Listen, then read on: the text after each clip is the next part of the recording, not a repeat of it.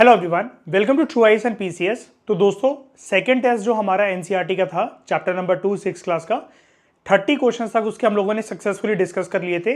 पूरी एनालिसिस और पूरी डिस्कशन, क्वेश्चन का सोर्स मैंने आपको सब कुछ बता दिया था, क्योंकि मैंने आपको बताया था कि ये टेस्ट बड़ा है।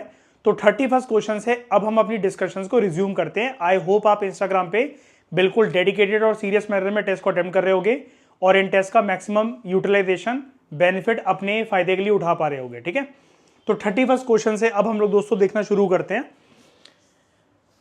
नेक्स्ट क्वेश्चन है क्या हमारा, ठीक है, जस्ट अ मिनट।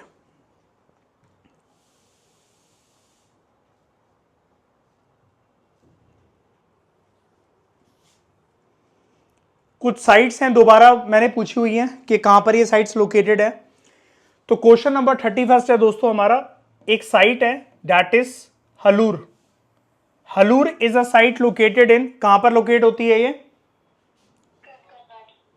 कर्नाटका। ठीक है, कर्नाटका करेक्ट आंसर है, डी कर्नाटका। पहले साइट्स के सारे क्वेश्चन कर लेते हैं एक ही बार में, फिर मैं आपको मैप दिखा दूंगा। ठीक है, मैप भी जस्ट अ मिनट।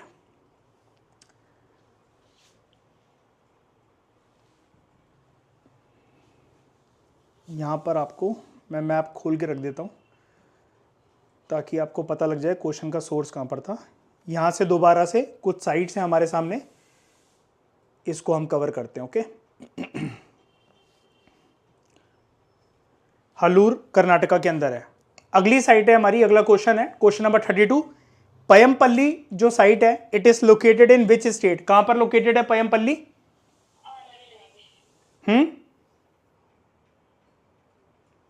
पयमपल्ली कहां पर लोकेटेड है? तमिलनाडु? पक्का? यहां पर आप एक बार के लिए आप देखो जरा इसको, जस्ट अ मिनट।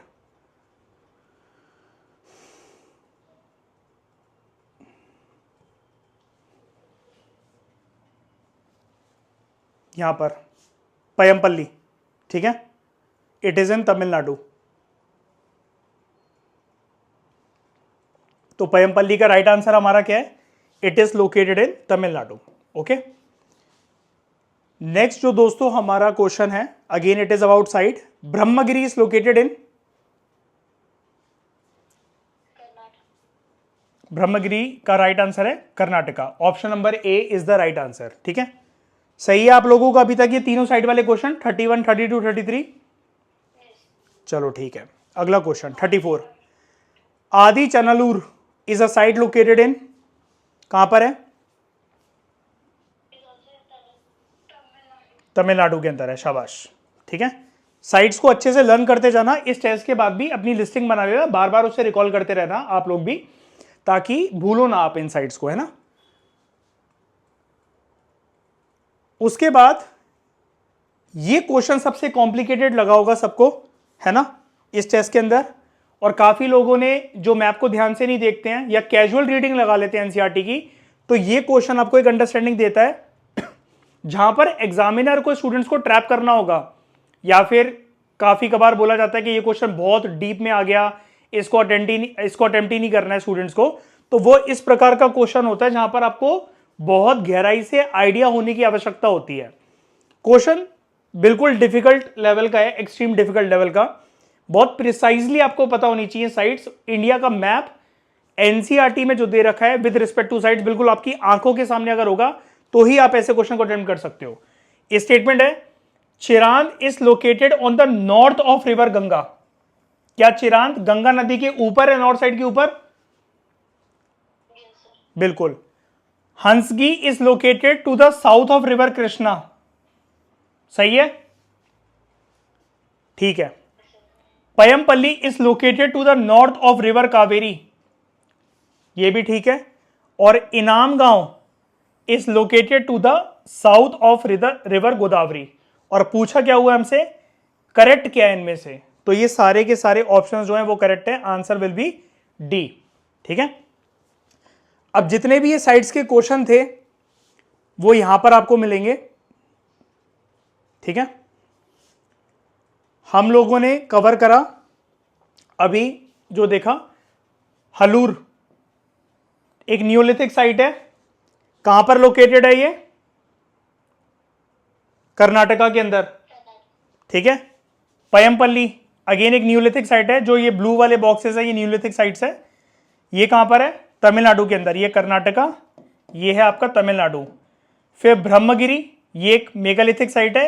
आदि चलनलूर, ये भी एक मेगालिथिक साइट है। ब्रह्मगिरी कहां पर लोकेटेड है? कर्नाटका, और आदि चलनलूर तमिलनाडु। ओके, अब जो वो साइट वाला क्वेश्चन था, ठीक है, साइट वाले क्वेश्चन के अंदर, साइट वाले क्वेश्चन के अंदर जो लोकेशन वाला, सॉरी, जो दोस्तों क्वेश्चन था, रिवर्स के ऊपर या नीचे, नॉर्थ साउथ या साउथ साइड, तो ये है दोस्तों देखो, Chirand is located to the north of river Ganga, है गंगा के ऊपर। उसके बाद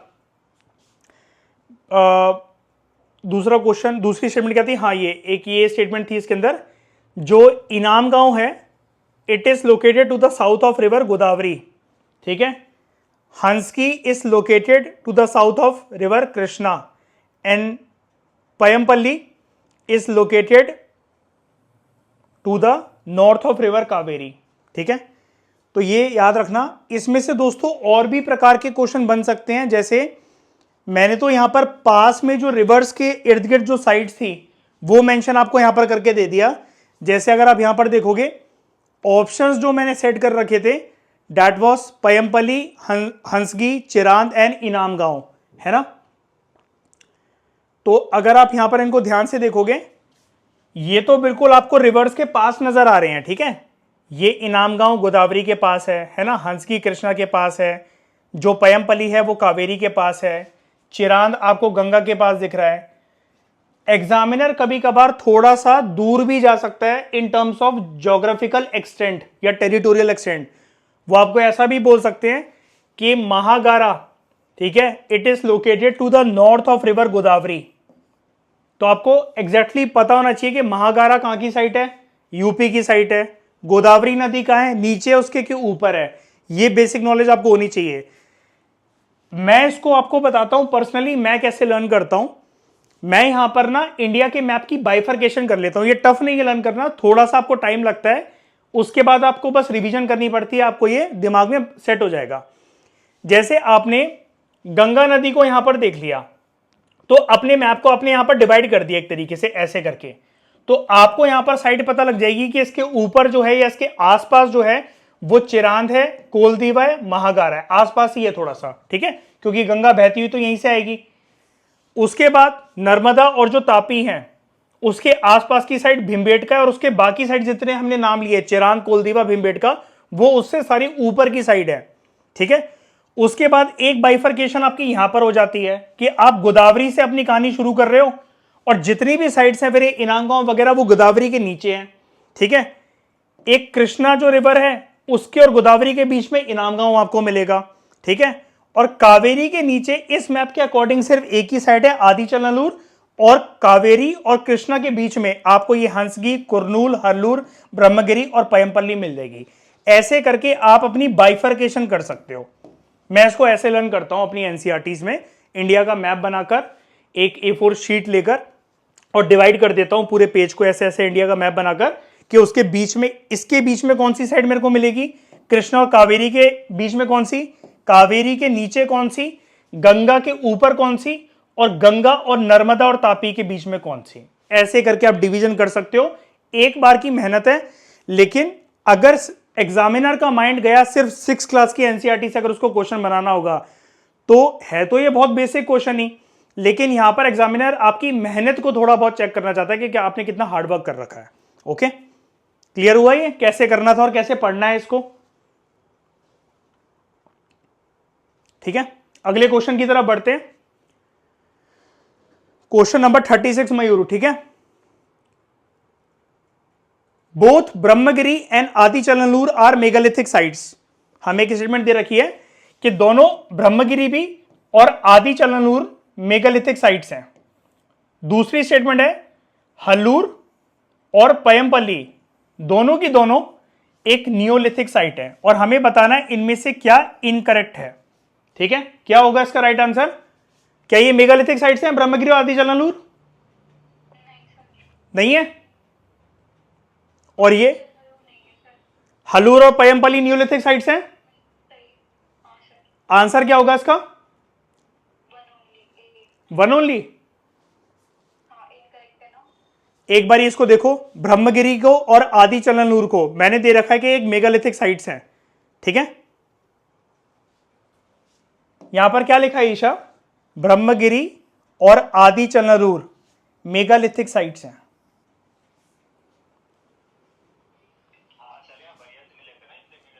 मेगालिथिक साइट्स हैं ये, बिल्कुल मेगालिथिक साइट्स हैं। मैप में देखो ना, ग्रीन डॉट्स और ये, ठीक है। और हलूर और पयमपली क्या है? नियोलिथिक साइट्स है। अब बताओ इसका आंसर क्या होगा?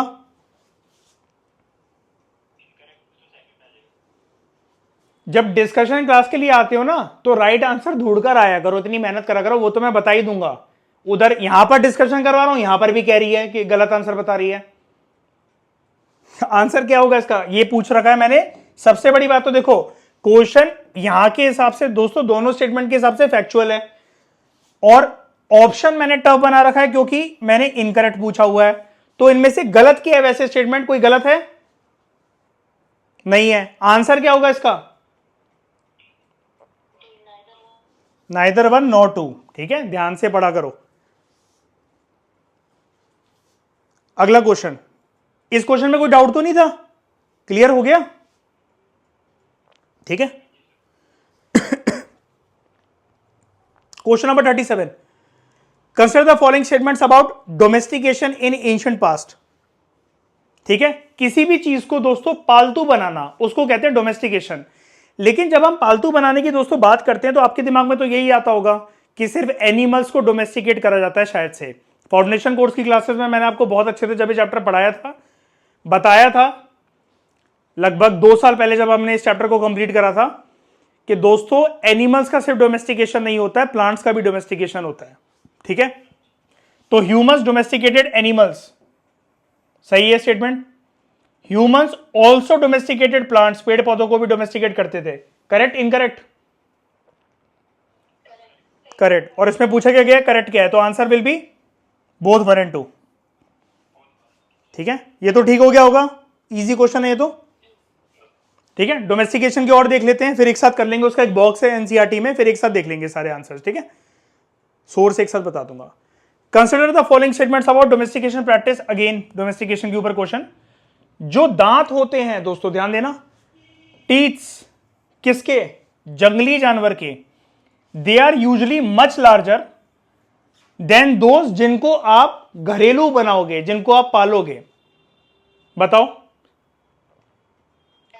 ये तो मेन फोटो ही गिवन है, वहां पर एक बड़े दांत की एक छोटे दांत की है ना। लेकिन दूसरे ऑप्शन के लिए आपको गहराई से एनसीईआरटी की लाइन एक पढ़नी पड़ेगी। वहां पर टीथ्स एंड हॉर्न्स दोनों की बात कर रखी है, दांत की भी बात कर रखी है, सींगों की भी बात कर रखी है। हॉर्न्स भी जंगली जानवरों के यूजली मच लार्जर होते हैं as compare to those of घरेलू जानवर जिनको आप पाल लेते हो। तो दांत भी बड़े होते हैं और जो सींग होता है उसका साइज भी बड़ा हो जाता है। और ये थोड़े से ना दांत और जो सींग होते हैं या कोई भी ऐसी चीज हो जंगली जानवर में दोस्तों, हमेशा कोई भी चीज होगी ना वो अनटाइडी सी होगी। मैं यहां पर नीटनेस एंड क्लीनलीनेस की बात नहीं कर रहा हूं, साफ सफाई की बात नहीं कर रहा हूं। ऑब्वियस ही बात है, जंगली जानवर गंदा ही देखेगा। आपका जो घर का पालतू जानवर होगा तो वो हमेशा अच्छा देखेगा। ठीक है, और डोमेस्टिकेशन बात सिर्फ जानवरों की भी नहीं है, प्लांट्स की भी होती है। लेकिन फिलहाल हम यहां पर इस क्वेश्चन में जानवरों तक स्टिक करते हैं अपनी डिस्कशन को। अनटाइडी का मतलब यह है कि उनका स्ट्रक्चर ना बड़ा उबड़ खाबड़ सा होता है, मतलब वो ना बहुत गेंडे जैसे, सांड जैसे मोटे होंगे, स्ट्रक्चर बहुत मतलब बेकार सा होगा, कहीं से मांस फट रहा होगा, या शरीर पे जो बाल होंगे वो बहुत ज्यादा घने से होंगे, मतलब अनटाइडी से स्ट्रक्चर होगा कि देख के आप कह दोगे, जिसको आप हिंदी में कहते हो जंगली। तो जंगली दांत भी होंगे उनके, जो वाइल्ड एनिमल्स होंगे, और जंगली सींग भी होंगे as compare to domesticated animals. लेकिन मैंने पूछा यहां पर क्या है, इनमें से क्या इनकरेक्ट है? तो क्या इनकरेक्ट है? कोई इनकरेक्ट है? नहीं, नाइदर 1 नॉर 2। ओके, उसके बाद the practice of domestication was started by humans in which age. ये क्वेश्चन आपके लिए थोड़ा सा टफ रहा होगा अगर आपने ध्यान से नहीं पढ़ा उस डोमेस्टिकेशन वाले बॉक्स को। कौन सी एज में स्टार्ट हुआ था डोमेस्टिकेशन, बताओ। देखो तुक्केबाजी नहीं, अगली बार से मैं आप लोगों को हिंट दे रहा हूं, ठीक है। डिस्कशन होने से पहले, डिस्कशन में इसलिए कर रहा हूं पढ़कर आया करो, थोड़ा सा गलतियां करी अगर टेस्ट में दोबारा देखो एनसीईआरटी को। यहां पर बैठ के भी भाई अगर आपको मुझसे आंसर सब जानने हैं तो फिर फायदा क्या डिस्कशंस का, ठीक है। पहले उस क्वेश्चन की तरफ आने से पहले मैं डोमेस्टिकेशन की बॉक्स की तरफ आपको ले चलता हूं और दिखाता हूं एक बारी क्वेश्चन का सोर्स, ठीक है। ये रहा डोमेस्टिकेशन का दोस्तों बॉक्स, ठीक है। दांत वाली जो मैं बात कर रहा था ना आपसे, ये है वो दांत, और मैंने आपको प्रीवियसली लेक्चर में बताया भी था जब 30 तक हमने क्वेश्चन कवर करे थे। देखो जो बड़ा दांत है ना, ये है वाइल्ड एनिमल्स का, ठीक है, जंगली। ये जो छोटा दांत है ये है दोस्तों डोमेस्टिकेटेड एनिमल्स का, जिसको आपने पालतू बना रखा है। तो ये तो हो गई दांत की बात, लेकिन मैंने स्टेटमेंट में आपको हॉर्न्स के बारे में भी दिया है ना। तो सबसे पहले तो आप यहां पर ये देखो, जो डोमेस्टिकेशन की बात मैं आपको बता रहा था, डोमेस्टिकेशन जो है वो दोनों चीजों की होती है, सिलेक्टेड प्लांट्स की एंड सिलेक्टेड एनिमल्स की, ठीक है। एक क्वेश्चन तो आपका यहां से बन गया। उसके बाद जो डोमेस्टिकेशन में हम लोगों ने बात करी कि जब डोमेस्टिकेशन होती है एनिमल्स की, तो उनके जो टीथ होते हैं वो वाइल्ड एनिमल्स के कंपैरिजन में छोटे साइज के होंगे। और मैंने दूसरी स्टेटमेंट दी उनके सिंगों की, हॉर्न्स के बारे में, तो यहां पर है वो टीथ्स एंड हॉर्न्स। देखो दोनों चीजें लिखी हुई हैं, टीथ्स एंड हॉर्न्स, ठीक है। और wild animals are usually much larger than those of domesticated animals. ये चीज क्लियर।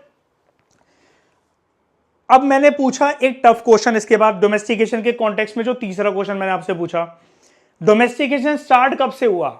बहुत अच्छा क्वेश्चन है, ये बन सकता है किसी भी एग्जाम के अंदर। तो देखो इसके लिए आपकी निगाह इस पे जानी चाहिए थी। ये देखो, it began about 12,000 years ago. अब आप कहोगे सर यहां पर तो 12,000 साल लिखा हुआ है, आपने तो उधर बोल रखा है पेलियोलिथिक, मीजोलिथिक, नियोलिथिक या नन ऑफ दी अबव, या चैल्कोलिथिक मैंने एक ऑप्शन दे रखा है। 12,000 साल मैंने आपको एक रूल समझाया था प्रीवियस लेक्चर के अंदर जब हम इन क्वेश्चंस को डिस्कस कर रहे थे। ये बॉक्स, इसको मत भूलना। 2 मिलियन से 12,000 साल तक कौन सा टाइम पीरियड होता है, पेलियोलिथिक का। अब जब 12,000 साल से डोमेस्टिकेशन स्टार्ट हुई है तो मैं उसको किस में काउंट करूंगा, 12,000 से 10,000 का जो टाइम पीरियड होता है, it is known as mesolithic, ठीक है। और अगर बात 10,000 साल के बाद होती है, ठीक है, तो वो बन जाता है हमारा नियोलिथिक। तो वो डोमेस्टिकेशन की 12,000 साल की इंफॉर्मेशन को आपको यहां पर अप्लाई करना था राइट आंसर तक पहुंचने के लिए, कि ये पेलियोलिथिक एज का मतलब पूछ रहा है, या मीजोलिथिक एज का, या नियोलिथिक एज का। अब आप देखो इस क्वेश्चन को, अभी आपके लिए हलवा हो जाएगा क्वेश्चन। अब कोई दिक्कत लग रही है इसमें। The practice of domestication was started by humans in which age. आपका आंसर क्या होगा, मीजोलिथिक, क्योंकि वहां पर क्या दे रखा है, 12,000 साल पहले। अब क्लियर हुआ, कोई दिक्कत, ठीक है। Earliest plants to be domesticated were कौन से, wheat and rice, rice and lentils, barley and wheat, या बार्ली एंड लेंटिल्स।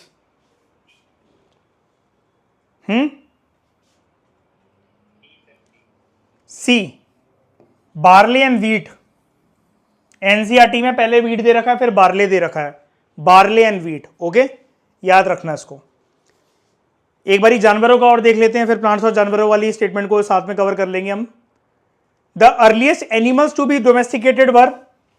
अब देखो इसमें काफी लोगों ने ना इंस्टाग्राम पे क्या कर रखा है, उन्होंने डॉग्स एंड गोट्स वाला आंसर जो है वो बता रखा है कि ये ठीक है, क्योंकि उनको ये ध्यान था first animal to be tamed was wild ancestor of dog, जो मैंने आपको कुत्तों के बारे में बताया था। लेकिन दोस्तों मैंने आपसे यहां पर टेमिंग के बारे में नहीं पूछ रखा है, वर्ड के ऊपर ध्यान दिया करो। डोमेस्टिकेशन, जिसको आपने पालतू बनाया। टेमिंग का मतलब ये होता है कि आप किसी जानवर को कंट्रोल में ले आए हो अपने, अब वो आप पे भौंकेगा नहीं, आप पे एग्रेसिवनेस नहीं दिखाएगा अपनी। डोमेस्टिकेशन का मतलब क्या होता है, आपके घर के दहलीज के बाहर ही वो वाली चीज है, अब वो आपकी हो गई है, आप उस जानवर के मालिक हो, ठीक है, और वो आपका एक घरेलू फैमिली मेंबर की तरह रह रहा है। दोनों वर्ड्स में डिफरेंस है एक। तो earliest animals to be domesticated were, ठीक है, तो इसका आंसर क्या होगा? भेड़ बकरियां, ठीक है, शीप्स एंड गोट्स। और कुछ है डोमेस्टिकेशन का? नहीं। तो पहले हम इसका आंसर जान लेते हैं जरा। ये देखो, ये आपको मिलेगा यहां पर, इधर देखना। Some of the earliest plants to be domesticated were wheat and barley, ठीक है, wheat and barley. And the earliest domesticated animals were sheeps and goats. ये यहां पर है। डॉगी के बारे में कोई जिक्र नहीं है, चावल के बारे में भी कोई जिक्र नहीं है, कंफ्यूज मत हो जाना। Wheat and barley, not rice, ठीक है। खाते थे, उगाते होंगे आगे चलकर ऑब्वियसली बात है, उगाएंगे भी, लेकिन डोमेस्टिकेशन की जहां तक बात है, ठीक है, कि अब कलेक्ट ना करके थोड़ा सा अब वो बेसिकली इन क्रॉप्स पे ध्यान दे रहे हैं, तो वो थे व्हीट और बार्ले की फसल। और जानवरों की बात करें तो भेड़ और बकरियां, ठीक है। उसके बाद दोस्तों अगला question, consider the following statements about storing food grains. सबसे पहली स्टेटमेंट है, humans stored food grains in large clay pots. क्या वो बड़े बड़े क्ले के मटकों में स्टोर करते थे फूड ग्रेन्स को? Humans stored food grains in baskets. Basket भी बनाते थे, उसमें भी स्टोर करते थे, बिल्कुल। Humans stored food grains in ground pits. गड्ढा खोद के जमीन के अंदर दफन करके अपना रखते थे, एक पूरा स्ट्रक्चर बनाकर बक्से की तरह करते थे ऐसा। और पूछा गया कि इनमें से करेक्ट क्या है? Answer will be C, 1, 2 and 3, ठीक है। उसके बाद और इससे रिलेटेड क्वेश्चन देख लो, फिर हम चलते हैं उस पे सोर्स पे। Consider the following statements, humans used food grains as gifts, तोहफे की तरह, और humans use food grains as form of barter exchange. अब एनसीईआरटी में ना दोस्तों ये वाला वर्ड गिवन नहीं है, बार्टर एक्सचेंज। गिफ्ट तो आपको मिल जाएगा, अभी दिखा दूंगा उसका प्रूफ मैं आपको। Humans use food grains as barter exchange. एक जनरल रूल जान लो, बार्टर इकोनॉमी या बार्टर सिस्टम कब चलता था नहीं, मतलब भाई अगर दोबारा शुरू करना हो तो उसके लिए किसको एब्सेंट होना पड़ेगा कि बार्टर सिस्टम आ जाए लाइमलाइट में या पिक्चर में? क्या नहीं होना चाहिए बार्टर होने के लिए? करेंसी नहीं होनी चाहिए, यानी कि मनी नहीं होना चाहिए, ठीक है। मनी था इस एज में दूर दूर तक कहीं पे भी दिख रहा है? इतना तो हम सब जानते हैं दोस्तों, अगर आपने इतनी हिस्ट्री पढ़ने के बाद अगर इस टेस्ट को अटेम्प्ट कर रहे हो, इतनी बेसिक नॉलेज तो सब लोग रख ही सकते हैं। किसी चीज को as a form of currency use करा जा सकता है, लेकिन वो बहुत कम लोगों की रीच में होगा। लेकिन जर्नली पूरी इकोनॉमी बार्टर एक्सचेंज में चलती ही होगी। और मैंने यहां पर कोई चीज क्लेम नहीं कर रखी है, मैंने यहां पर आपको बोल रखा कि humans used food grains for barter system. क्या वो यूज करते होंगे अनाज को बार्टर एक्सचेंज करने के लिए? जैसे आपके पास अगर मान लो कि बार्ले है, मेरे पास व्हीट है, तो मैंने आपको बोला कि यार इतने से व्हीट तुम मुझसे ले लो और इतने से बार्ले तुम मुझे दे लो, ये हो गया हमारे बीच में एक बार्टर एक्सचेंज। तो क्या फूड ग्रेन्स को ऐसे यूज करा जा सकता है? बट ऑब्वियसली बात है, करा जा सकता है। लेकिन स्टेटमेंट मैंने जो आपको पूछने के बाद क्वेश्चन पूछा है, इनकरेक्ट क्या है इसमें से? तो कोई भी इनकरेक्ट नहीं है, आंसर विल बी डी। ना ही 1 इनकरेक्ट है, ना ही 2 इनकरेक्ट है, ठीक है। तो इसका पहले एक बारी मैं सोर्स दिखा देता हूं आपको इन 2 क्वेश्चंस का।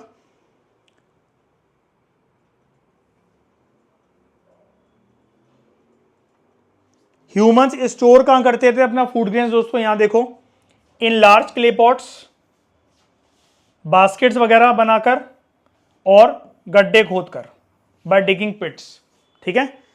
जो हम बात कर रहे थे अभी दूसरे क्वेश्चन की इसके बाद कि फूड ग्रेन्स पर यूज्ड एज, ये मैंने यहां से बनाया दोस्तों क्वेश्चन, इतनी इंफॉर्मेशन से। अब फूड ग्रेन सेज अगर मैं फूड बोलता तो आप कहते हो भाई क्या मजाक चल रहा है, यूपीएससी के क्वेश्चन बना रहे हो, ठीक है। एज सीड, फूड ग्रेन्स अपने आप में सीड है। स्टोर्ड फॉर फूड से कोई स्टेटमेंट बनती नहीं है। गिफ्ट बचा था, गिफ्ट के बाद मैं खाली बैठा हुआ था कि दूसरी स्टेटमेंट क्या बनाऊं, तो बार्टर सिस्टम डाल दिया मैंने वहां पर, बार्टर इकोनॉमी, ठीक है। लेकिन दोस्तों एक चीज का भरोसा रखना, एक पेज में से आप मेरे क्वेश्चंस को ले लो, अपनी एनसीईआरटी के पेज खोल लो, कोई सा भी पेज जहां से मैंने क्वेश्चन बना रखे हैं, उसके बियॉन्ड ना एग्जामिनर का दिमाग चल ही नहीं सकता। इसलिए मैं ये सीरीज चला रहा हूं। This is the first series in the history of YouTube. बहुत मेहनत लगती है सोचने में कि किस लाइन से कितने प्रकार के क्वेश्चन बन सकते हैं। अब जैसे क्या है कि मैं इंडिया का मैप नॉर्मली आपको दिखा देता कि दोस्तों ये है इंडिया का मैप, मैं सिर्फ आपसे साइड पूछ लेता, बताओ कौन सी साइड कहां कहां है।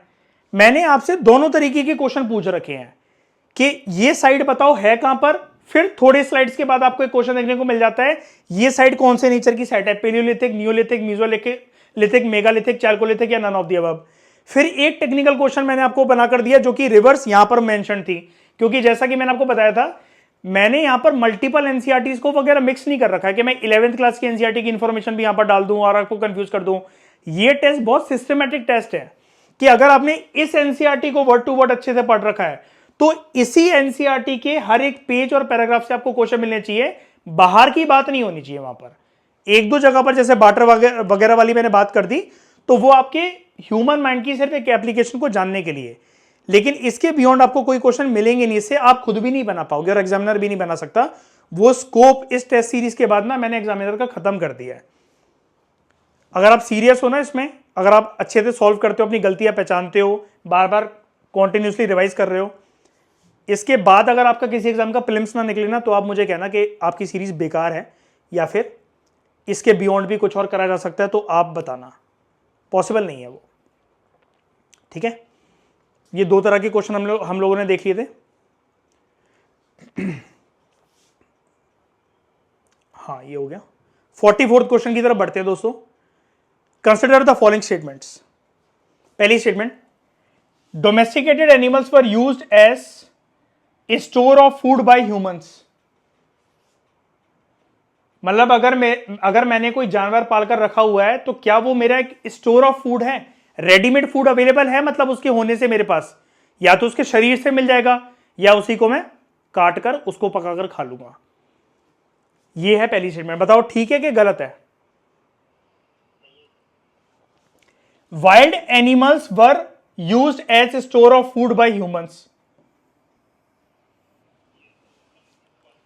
जंगली जानवर रेडीमेड फूड अवेलेबल हो सकते हैं मेरे लिए, मुझे कैसे पता होगा कि वो मेरे पास है? अभी वाइल्ड एनिमल्स मेरे कंट्रोल में नहीं है, समझ रहे हो ईशा, समझ में आई स्टेटमेंट? वाइल्ड एनिमल्स क्योंकि डोमेस्टिकेटेड नहीं है इसलिए वो मेरे पास फूड के तौर पर तो अवेलेबल है। ध्यान से समझना दोस्तों, फूड के तौर पर तो मेरे पास अवेलेबल है, लेकिन स्टोर ऑफ फूड नहीं है। स्टोर ऑफ फूड मतलब क्या है? रेडीमेड। अगर मुझे एकदम से मांस मच्छी खानी है, एकदम से अगर मुझे किसी चीज की नीड है, क्योंकि ये एनिमल से स्टिक क्वेश्चन है इसलिए मैं यहां पर अभी प्लांट्स की बात नहीं कर रहा, या फिर एकदम से अगर मुझे बॉडी प्रोडक्ट उनका चाहिए है, ठीक है, लाइक मिल्क या फिर एग्स चाहिए अगर मुझे, तो वो कहां से मिल सकते हैं मेरे को? डोमेस्टिकेटेड से कि वाइल्ड से? स्टोर ऑफ फूड की तरह क्या सर्व करेगा मेरा? Domesticated animals. तो which among the following statements are correct? One only, ठीक है। आंसर कीज दोस्तों, काफी लोग मुझसे पूछ रहे थे कि सर आप आंसर कीज वगैरह राइट आंसर रॉन्ग आंसर क्यों बताते क्यों नहीं हो? तो दोस्तों वो आपको यूट्यूब डिस्कशन से ही पता लगेंगे।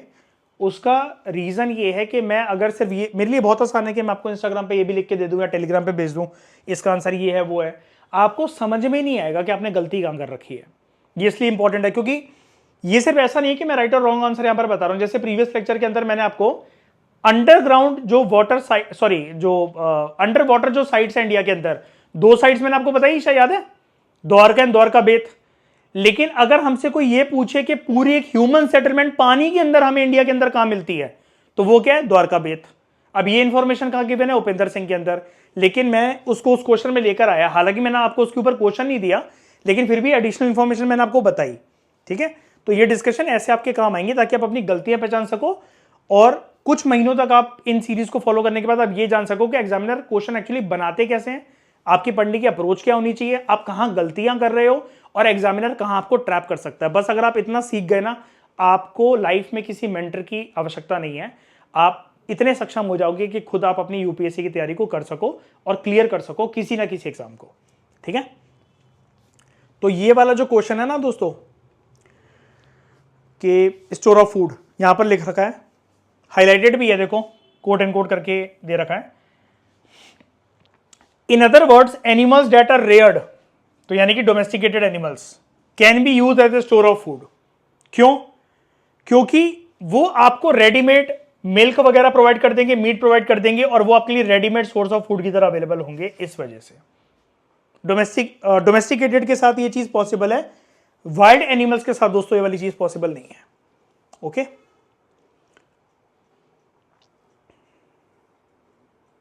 उसके बाद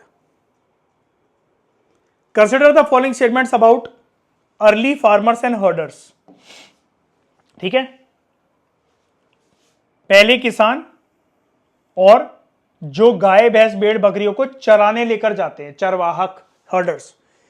evidence of early farmers and herders has been found from Daojali Hading, जो कि साइट है कहां पर, असम के अंदर, और मेहरगढ़, जो कि साइट है कहां पर, पाकिस्तान के अंदर। दूसरी statement, evidence of early farmers and herders has not been found from Hunsgi and Kurnool. आपको बताने में से कौन सी स्टेटमेंट करेक्ट है? अब देखो आप लोगों को भी सोचना पड़ रहा ना, जबकि तुम तो फाउंडेशन कोर्स में पढ़ चुके हो। ये इसका सिंपल सा लॉजिक पता क्या था आपको ना, एनसीईआरटी की अगर ये वाली, एक सेकंड, आपको अगर एनसीईआरटी की ये वाली लाइन याद है, ये देखो इसमें बोल रखा है राइटर ने, टर्न टू मैप 2। उसको शौक नहीं है तुमसे मेहनत करवाने का, राइटर को, जिन्होंने भी, जिस भी टीम ने बुक लिखी है, वो कह रहे हैं तो बढ़ जाओ। क्यों बढ़ जाओ? क्योंकि यहां पर देखो उन्होंने बोल रखा है जो ब्लू स्क्वायर्स हैं सारे के सारे, ईच मार्क्स अ साइट, वो सारी की सारी ऐसी साइट है जहां पर आर्कियोलॉजिस्ट को एविडेंस मिले हैं of early farmers and early herders. तो यानी कि अगर आपको बस इतना अगर आप समझ लेते कि भाई मेरी एनसीईआरटी के अंदर जितने भी ये ब्लू स्क्वायर है, और ब्लू स्क्वायर कौन से हैं, सारी की सारी आपकी न्यूलिथिक साइट्स, तो वहां सब जगह पर आपको अर्ली फार्मर्स और हर्डर्स के एविडेंसेस मिले हैं आर्कियोलॉजिस्ट को। अगर आपको इन सारे ब्लू बॉक्सेस के बारे में अपनी आंखों के सामने फोटो याद था, आप वो चित्र अपनी आंखों के सामने लेकर आ सकते थे, तो आपको ये बस इतनी एक्सरसाइज करनी थी कि जो ब्लू स्क्वायर्स नहीं है वहां पर गिवन, या फिर आपको अगर लिस्टिंग पता है, कॉन्फिडेंस है कि भाई मुझे पता है मेरी इस वाली एनसीईआरटी के इस पेज नंबर से मुझे सारी न्यूलिथिक साइट्स पता है, जितनी बच गई हैं वो न्यूलिथिक नहीं है। अब चाहे वो पैलियोलिथिक हो, चाहे वो मेगालिथिक हो, चाहे चैल्कोलिथिक हो, चाहे कोई भी हो, वो न्यूलिथिक साइट्स तो नहीं है। तो आपको ऐसे करके क्वेश्चन सॉल्व करना था, यानी कि बुरजा होम ये एक न्यूलिथिक साइट है, मेहरगढ़, महागारा कोलदीवा, चिरांद, दाओजली हादिंग, हलूर एंड पयमपल्ली। ठीक है, क्योंकि आप यहां पर देखो, अगर these are the sites marked with blue squares, और ये सारी की सारी वो साइट्स हैं जहां पर आपको एविडेंसेस मिले हैं early farmers plus early herders के। सही हुआ ये क्वेश्चन आप लोगों का कि गलत हो गया? और मैंने वहां पर क्या बोला कि हंसगी एंड कुरनूल, सेकंड स्टेटमेंट क्या दी थी, हंसगी एंड कुरनूल आर, मतलब वो ऐसी साइड नहीं है, they are not the side जहां पर आपको एविडेंस मिलते हैं अर्ली फार्मर्स एंड हर्डर्स के। बिल्कुल सही है, क्योंकि ये पेलियोलिथिक साइड है, पेलियोलिथिक एज में था, हर्डर्स और फार्मर्स हुआ करते थे। बताओ नहीं, तो इसका आंसर क्या होगा? करेक्ट आंसर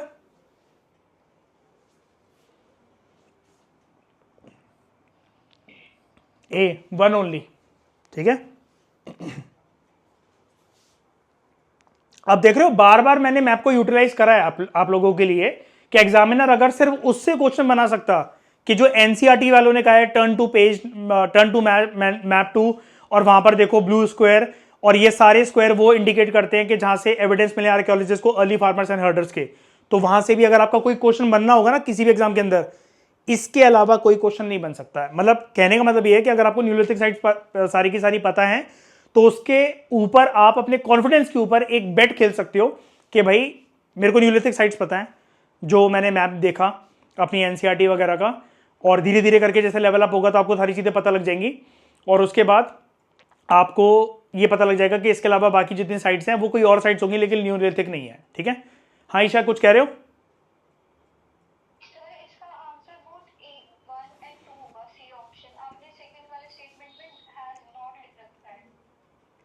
अच्छा सॉरी, हाँ ठीक है ठीक है, हैज़ नॉट बीन फाउंड, हाँ तो दोनों करेक्ट हैं, सी है, सॉरी सही बोला, थैंक यू। मतलब यहां पर साइट नहीं मिल रखी है, बस इतना जान लो। ओके, अगर ये यहां पर ये दे रखा होता has been found, has been also found from Hunsgi and Kurnool, तो ये स्टेटमेंट गलत हो जाती है ना। अभी लेकिन हमसे पूछा गया करेक्ट कौन सा है, तो मैंने पहले क्लेम कर रखा था स्टेटमेंट के अंदर has not been found from Hunsgi and Kurnool, तो यहां पर बोथ स्टेटमेंट्स आर करेक्ट। लेकिन याद रखना Hunsgi and Kurnool are palaeolithic sites, और दाऊदजली हाथिंग एक न्यूलिथिक साइट है, मेहरगढ़ भी एक न्यूलिथिक साइट है। मेहरगढ़ कहां पर है साइट?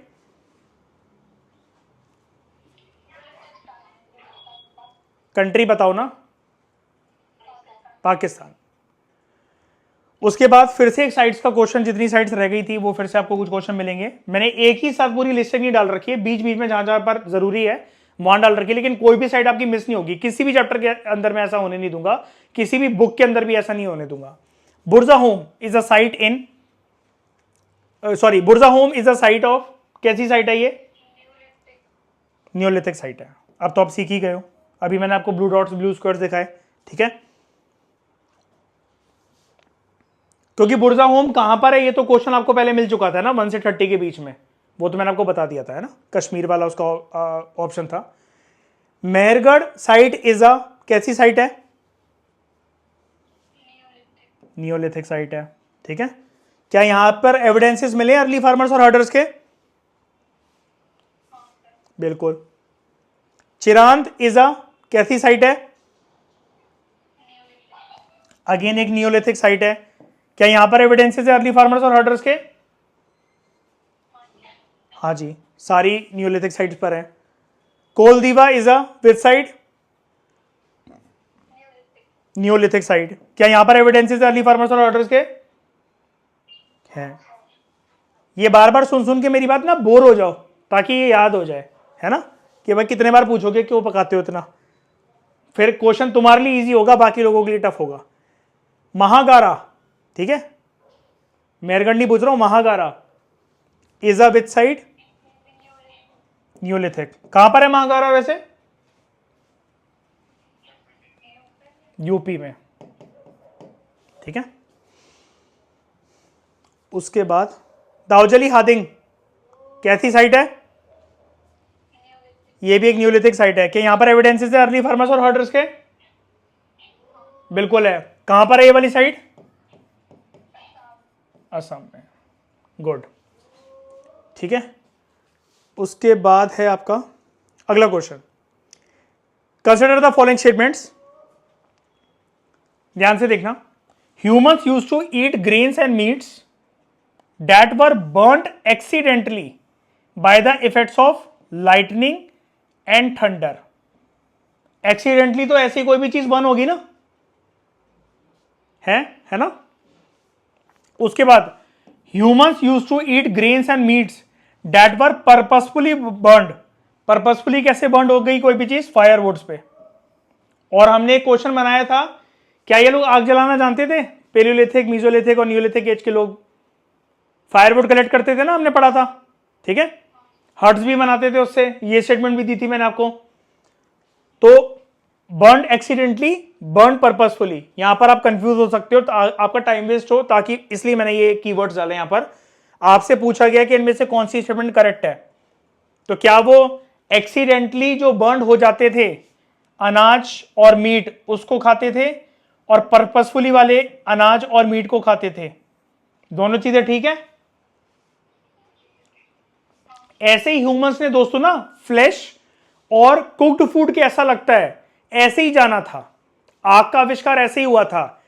थंडर लाइटनिंग गिर गई किसी जानवर पर, वो मर गया, उसकी बॉडी में से धुआं निकल रहा है, इन्होंने उसको चीरकर उसका मांस टेस्ट करा, जला जला, जिसके ऊपर थोड़ा थोड़ा मतलब राख जैसा, कोयले जैसा कलर आ गया है।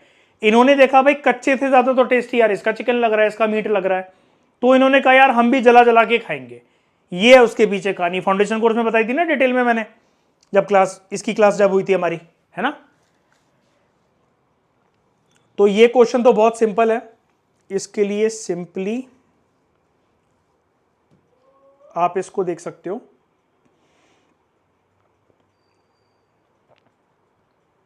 ये रहा, one of the most exciting finds include remains of burned grain, ठीक है, दीज में have been burned accidentally.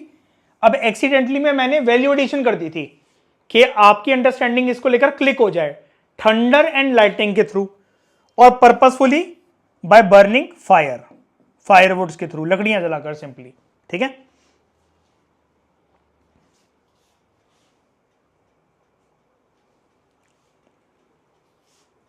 Question number 53, evidence of underground and basement type of houses has been found from, जहां पर मतलब सीढ़ियां जो हैं वो नीचे की तरफ जा रही हैं और घर जो मतलब जो घर बन रखा है वो अंदर की तरफ बन रखा है, लेकिन जो अर्थ का सरफेस है वो यहां पर है और इंसान यहां से उतरकर नीचे की तरफ जा रहे हैं। तो ऐसे जो हाउसेस मिले, जो सेटलमेंट मिली है हमें, वो कहां से मिली है? इनमें से बुर्जा होम। एंड वेयर इज बुर्जा होम? कश्मीर, है ना, इट इज इन कश्मीर। तो इसका जो आंसर है दोस्तों आपको यहां देखने को मिल जाएगा,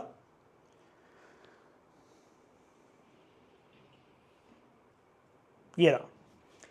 archaeologist have found traces of huts और houses at some site, for instance for example in Burzahom in present day Kashmir, ये रहा, इन प्रेजेंट डे कश्मीर, जहां पर लोग बिल्ड करते थे दोस्तों पिट हाउसेस, ठीक है।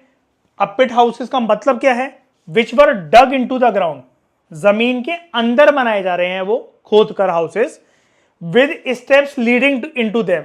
अब जब मैं जमीन पे खड़ा हूं, कोई स्ट्रक्चर जमीन के अंदर बन रहा है and steps are leading into the ground, नीचे की तरफ वो जा रहे हैं, तो मैं उसको बेसमेंट टाइप ऑफ हाउस ही तो कहूंगा ना।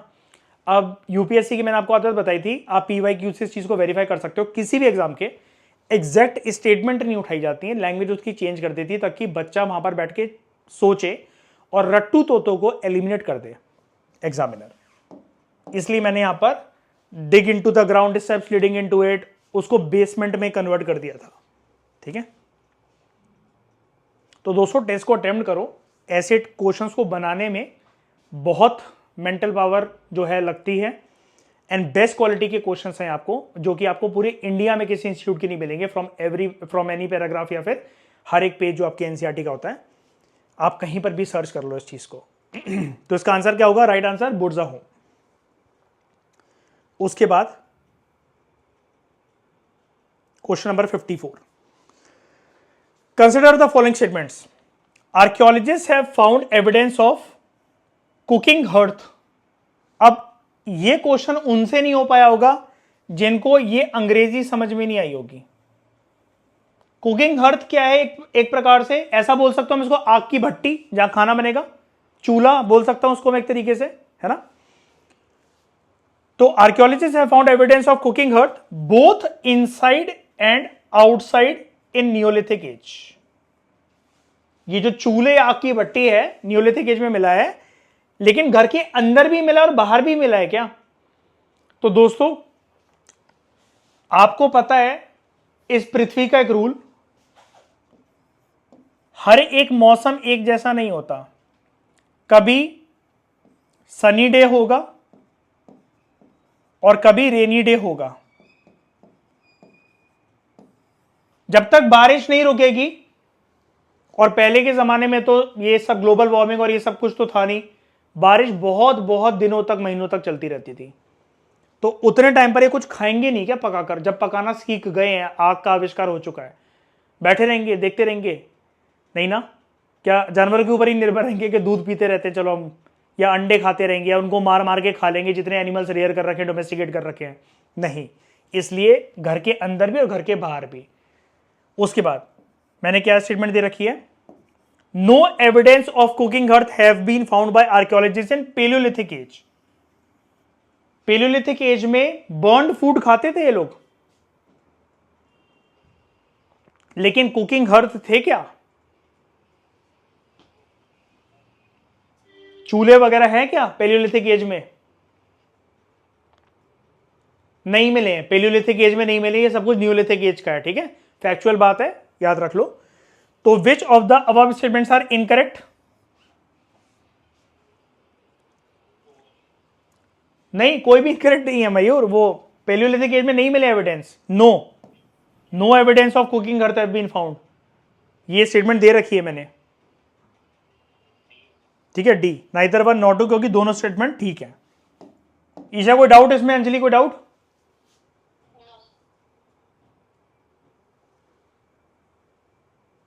तो यहां पर देखो, ये क्वेश्चन यहां से बना है आपका, archaeologist have found evidence of cooking hearth, आग की भट्टियां जो चूल्हे जिसको हम कहते हैं, both inside and outside the huts, which suggested depending on the weather, जैसा कि मैं अभी आपको वेदर और सीजन की बात बता रहा था, people could cook food either indoors और आउटडोर्स, मौसम के अनुसार, मौसम को देखते हुए, ठीक है। सेकेंड स्टेटमेंट जो मैंने ये लिया ना कि पेलियोलिथिक एज में यार इतना ज्यादा ये सब कुछ ना, आग की भट्टियां वगैरह बनाना घर के अंदर बाहर, हट्स ही प्रॉपर नहीं थी,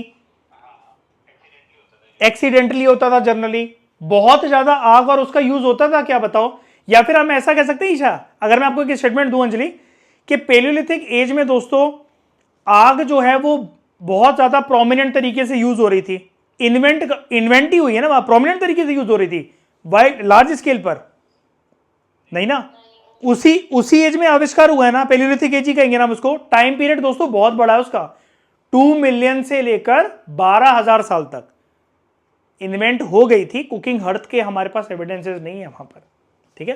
क्वेश्चन नंबर 54, ये वाला तो हो गया, क्लियर हो गया ये वाला क्वेश्चन, आगे बढ़ जाऊं। इसका डी होगा, क्योंकि देखो अंजलि मैंने यहां पर ये दे रखा है, no evidence of cooking hearth have been found by archaeologist in palaeolithic age. मिला है क्या एविडेंस? नहीं मिला है। तो ये स्टेटमेंट कैसी बनाई है मैंने, ठीक है कि गलत है? सही है। तो अब पहली वाली भी सही थी, तो आंसर क्या होगा?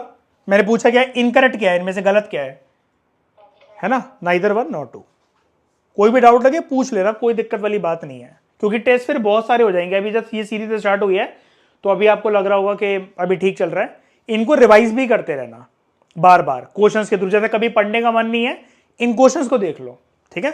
डाउट लगे यूट्यूब पे फटाफट से उस क्वेश्चन की तरफ जो स्क्लोरर है इसको स्क्लोर करो और देखो कि राइट आंसर क्या है इसका, सर ने क्या बताया था डिस्कशन में, ओके। पर क्वेश्चन भी डिस्कशन में, कोई यहां पर ज्यादा टाइम तो ले नहीं रहा हूं, हार्डली 1 मिनट, और जहां पर समझाने वाली बात है वहां थोड़ा सा ज्यादा समझा रहा हूं, है ना।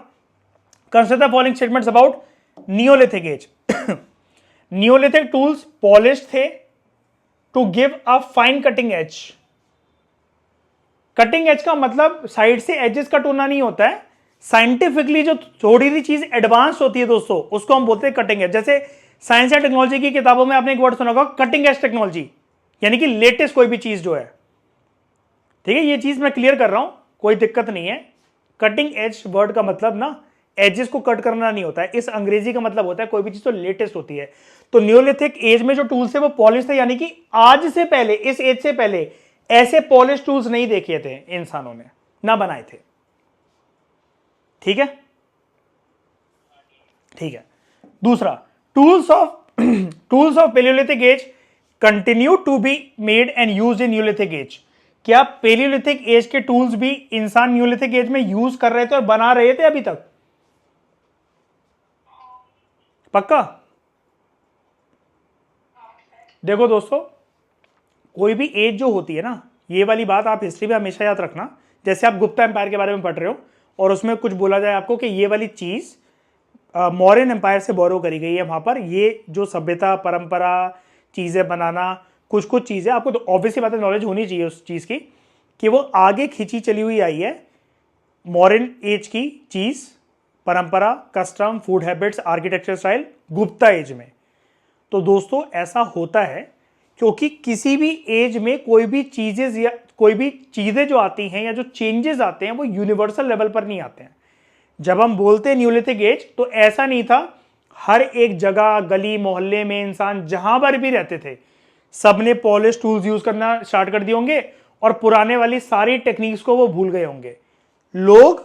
एक बात बताता हूं मैं आपको, यहां पर जो भी इन्वेंशन हुई है ना पॉलिश टूल्स की, कटिंग एज टूल्स की, जो भी शार्प टूल्स आपको मिलेंगे उसका यूज इंसान कम करते थे। पुरानी टेक्निक्स जो चलती थी पेलियोलिथिक और मीजोलिथिक एज की, उसका ज्यादा यूज होता था क्योंकि लोगों को सीखना था अलग अलग इलाके में।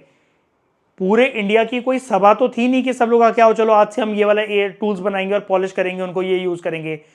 ये इस चीज में उसको नाम नियोलिथिक एज इसलिए दिया जाता है क्योंकि ये चीज स्टार्ट हो गई थी। और स्टार्ट होने में मान लो कि इंडिया का मैप मान लो इतना बड़ा है और इतनी सी भी जगह पर स्टार्ट हो गई है वो, तो हम उसको कहेंगे नई एज के अंदर एंटर कर गए हम। ये होता है इसका मतलब, ठीक है। तो टूल्स यूज होते थे पेलियोलिथिक एज के, न्यूलिथिक एज में, सही है। सब न्यूलिथिक टूल्स पर मेड ऑफ बोन्स ऑल्सो। जब पुरानी चीजें कंटिन्यू हो रही हैं, हड्डियों के बनना छोड़ देंगे नहीं ना। Which among the following statements are correct? C 1, 2 and 3 only, ठीक है। ये क्वेश्चन दोस्तों मैंने बनाया था यहां से, ये रहा। पहले आप टूल्स को देख लो जरा, ये है वो पॉलिश टूल्स, न्यूलिथिक टूल्स। और इसको हम न्यूलिथिक का मतलब होता है न्यू स्टोन एज, और जो टूल्स होंगे यहां पर उसको हम कहेंगे न्यू स्टोन टूल्स। ओके, इसके ऊपर और बढ़िया बढ़िया बेहतरीन क्वेश्चन जो न्यूलिथिक एज वगैरह के ऊपर है ना, आप जब तमिलनाडु के टेस्ट सीरीज अटेम्प्ट करोगे ना 6th क्लास की और पूनम नलाधिया की बुक, आपका पूरा कंप्लीटली कवर हो जाएगा, ठीक है। सोर्स जान लो इसका पहले। न्यूलिथिक एज की यहां पर बात हो रही है, यहां पर पॉलिश टूल्स यूज होते थे, फाइन कटिंग एज वाले। और इसके एग्जांपल यहां पर दो दे रखे हमें, मोटार एंड पेसल। मोटार एंड पेसल क्या होता है? आप ऐसा एक स्टोन का ऑब्जेक्ट इमेजिन कर लो जिसमें आप अदरक कूटते हो ना, वो तो हमारे घर पे लोहे का जनरली होता है, मेटल का होता है। एक ऐसा पत्थर वाला भी होता है जिसमें लोग मसाले कूटते हैं, और वो बड़े बड़े साइजेस के भी होते हैं, है ना। ईशा आपके हरियाणा में उसी से कूटा जाता है ना, जो जाटनियां होती हैं वही पूरे दिन यही करती रहती है ना, तो वो होता है मोटार एंड पेसल, ठीक है। विच वर यूज फॉर ग्राइंडिंग ग्रेन, ये एग्जांपल है न्यूलिथिक टूल्स का। और मैंने आपको ये दिया था, हाँ ये वाली लाइन देखो, दूसरी statement, tools of palaeolithic age या पेलियोलिथिक टाइप के जो टूल्स हैं, they continued to be made and used, and remember some tools were also made of bone. वो खुद भी कह रहा है, देखो रिमेंबर, मतलब उसके रिमेंबर करने से स्टेटमेंट नहीं डाली है, ये आपको पता होनी चाहिए थी इसलिए डाली है, ठीक है। कि ये नहीं एनसीईआरटी कह रही रिमेंबर तो क्वेश्चन बना दिया मैंने, उसके कहने से कुछ नहीं होता, ठीक है, क्लियर। अब ये मैंने अभी आपको जस्ट मोटार एंड पेसल के बारे में बताया, और ईशा चंद्रवाल जी इसको कभी नहीं भूलेंगी, है ना, द रियल जाट। मोटार एंड पेसल्स आर कैसे टूल्स हैं? पेलियोलिथिक, मीजोलिथिक या न्यूलिथिक? पहली बार कब आए ये? न्यूलिथिक एज में, ठीक है। उसके बाद mortars and pestles were use for खुदाई करने के लिए, digging the earth, grinding grains, stitching clothes, या ऑल ऑफ द अबव, ठीक है। अब ये वाला ऑप्शन तो बहुत नॉनसेंस है ना, ऑल ऑफ द अबव कैसे? सेम टूल भाई अर्थ को डिग भी कर देगा, ग्रेन्स को ग्राइंड भी कर लेगा, कपड़ों को भी सिल देगा, ऐसा कैसे हो सकता है भाई? ये कोई चिट्टी दा रोबोट थोड़ी ना है, ठीक है। लेकिन एक्चुअली पता है क्या है, ये क्यों डाला मैंने? मोटार्स और पेसल्स अगर एकदम से आपके सामने आ जाए ना दोस्तों, अभी क्या है, अभी तो आपने एनसीईआरटी पढ़ी है तो आप इस टेस्ट सीरीज को अटेम्प्ट कर रहे हो तो आपको इजी लग रहा होगा। लेकिन जस्ट इमेजिन जब आप एग्जामिनेशन हॉल में बैठते हो, पूरी पॉलिटी की नॉलेज, तीनों तरह की history, ancient, medieval, modern, science की नॉलेज, इकोनॉमिक्स की नॉलेज, आप में से कई जो लोग हैं वो टाइम वेस्ट करने के लिए करंट अफेयर और न्यूज़पेपर भी पढ़ते हैं, कहीं उनसे भी ज़्यादा टाइम वेस्ट करने वाले लोग हैं जिनको अपना सक्सेसफुली अटेम्प्ट क्लियर नहीं करना होता, वो करंट अफेयर के नोट्स भी बनाते हैं। इतने सारे सब्जेक्ट्स की नॉलेज भरकर आप 2 घंटे में बैठे रहते हो प्रेशर में, तो जो चीजें पढ़ी भी होती है आपने, अगर आपको एकदम से अगर एक क्वेश्चन आ जाए यूपीपीएससी के एग्जाम में, एमपीपीएससी के एग्जाम में, बिहार पीएससी के एग्जाम में, या इवन यूपीएससी के एग्जाम में, कि मोटार्स एंड पेसल्स कौन सी एज के थे या फिर वो किसके लिए यूज होते थे, और मान लो कि प्रीवियस क्वेश्चन को मिलाकर और इसको मिलाकर एक स्टेटमेंट वाला क्वेश्चन आ जाए, जिसमें आपसे ये पूछ रखा हो 1 and 2 ओनली और ऐसा वाला जो क्वेश्चन है, ठीक है, तो आपको एकदम से याद नहीं आ पाएगा भाई यार ये वाला टूल मैंने पढ़ा तो था यार, किसके लिए यूज होता होगा यार ये, ठीक है। इस पे अपनी पैनी निगाह बनाकर रखा करो ऐसी इंफॉर्मेशन पर एनसीईआरटी पढ़ते हुए, ओके। उसके बाद consider the following statements about Neolithic age. Very interesting question, difficult category में मैं इस क्वेश्चन को डालूंगा, लेकिन आपको पता होना चाहिए अगर आपने एनसीईआरटी ध्यान से पढ़ रखी है तो। Rice, wheat and lentils became an important part of diet of people. तीनों नियोलिथिक एज की बात हो रही है, मैंने बोला है नियोलिथिक एज के बारे में। तीनों दूसरी statement, humans began weaving cotton clothes इस टाइम पर। याद रखना दोस्तों, मैंने आपको एक टेस्ट जो दिया था पहले चैप्टर का, उसके अंदर मैंने आपको कुछ टूल्स दिखाए थे, या फिर इनफैक्ट वो इस चैप्टर का क्वेश्चन था जहां पे स्टिच कर रहे थे इंसान क्लोथ, छोटे छोटे टूल्स को लेकर वो करके, वो स्टिचिंग वाली बात हो रही है।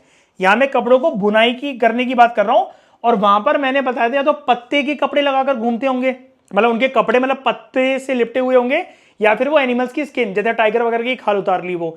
यहां पर मैं प्रॉपर मैंने मेंशन करा वीविंग कॉटन क्लोथ, तो कंफ्यूज मत हो जाना, ये कॉटन की बात मैं मेंशन करी है मैंने यहां पर। उसके बाद कॉटन पहली बार इसी एज में ग्रो हुआ। और चौथी स्टेटमेंट, बहुत सारे एरियाज में अभी भी इंसान न्यूलिथिक एज में आ गए हैं, लेकिन फिर भी they were hunters and gatherers, hunt कर रहे थे और they used to hunt and gather food. अब ये तीनों स्टेटमेंट में आपको डाउट नहीं होगा मेरे ख्याल से, अगर आपने थोड़ा बहुत पढ़ रखा है। This is a big question mark for you, है ना, कि एकदम से रिकॉल कैसे होगा, चावल भी, व्हीट भी और लेंटिल्स भी, ठीक है। तो इसके लिए मैं पहले आपको सोर्स दिखा देता हूं, आप खुद बताना फिर करेक्ट आंसर क्या है। न्यूलिथिक एज की यहां पर बात हो रही है, तो ये देखो, in many areas rice, wheat and lentils now became an important part of people's diet, और पीपल्स डाइट लिखा हुआ है यहां पर, पीपल्स डाइट, ठीक है। Besides they began weaving cloth, लेकिन ऐसे वैसे मटेरियल से नहीं, using different kinds of material, for example cotton, पहली बार ऐसा हुआ। That could now be grown, इसलिए देखो कॉटन तक मैं स्टेटमेंट को खत्म कर सकता था, एक स्टेटमेंट मैंने इसलिए डाली, that could now be grown, अब वो उगाते थे, तो इसलिए मैंने आपको बोला कि न्यूलिथिक एज में अब उन्होंने उगाना शुरू करी। लेकिन फिर भी न्यूलिथिक एज में आने के बावजूद भी in many areas men and women still, देखो, still continue to hunt and gather food, और बाकी जगह पर फार्मिंग और हर्डिंग कर रहे थे। मैंने क्या बोला, पुरानी चीजें खींची चली आती, जैसे आपने एक क्वेश्चन अभी एक दो क्वेश्चन पहले देखा, पेलियोलिथिक एज के टूल्स यूज हो रहे थे न्यूलिथिक एज में, तो मैं ये भी बोल सकता हूं कि मीसोलिथिक एज के भी टूल्स यूज हो रहे होंगे न्यूलिथिक एज में, है ना। और पेलियोलिथिक एज की पहचान थी, इनफैक्ट म्यूजियोलिथिक एज की भी पहचान थी, हंटर्स एंड गैदरर्स, तो वो सभ्यता भी खींची चली आ रही होगी यहां पर, कि कंप्लीटली छोड़ ही दिया हो गया कि भाई हमें करनी नहीं हंटिंग गैदरिंग, हम तो इतना उगा लेंगे कि अंबार लगा देंगे अनाज के। तो ये कोई PL 480 प्रोग्राम थोड़ी ना चला रहे हैं यहां पर अमेरिका की तरह, भाई वो जमाना बहुत पुराना है, ठीक है। इतने ज्यादा सक्षम भी नहीं है, मतलब बूस्ट ऑफ नहीं हो जाना आपको एकदम से कि आपने न्यूलिथिक एज के बारे में पढ़ लिया तो हाय तौबा मचा दो अब, अरे नहीं नहीं अब तो सब कुछ सेट है, अब तो बढ़िया है, पास्ट में जाने की कोई नीड नहीं है। पास्ट हमने हमेशा कैरी फॉरवर्ड करा है, धीरे धीरे करके उसको छोड़ा है, ठीक है।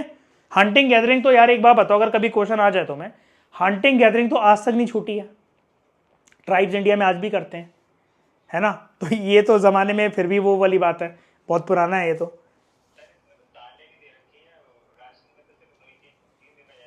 हाँ आंसर अब बताओ, इसका करेक्ट आंसर क्या होगा आपके हिसाब से। सारे ठीक है ना, तो डी 1 2 3 एंड 4।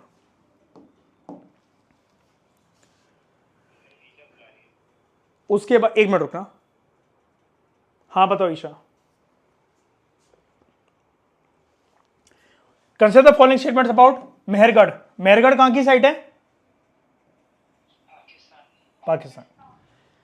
अब मैंने क्या बोल रखा है यहां पर, Mehrgarh was probably one of the places where people learn to grow barley, rice and wheat for the first time in this area.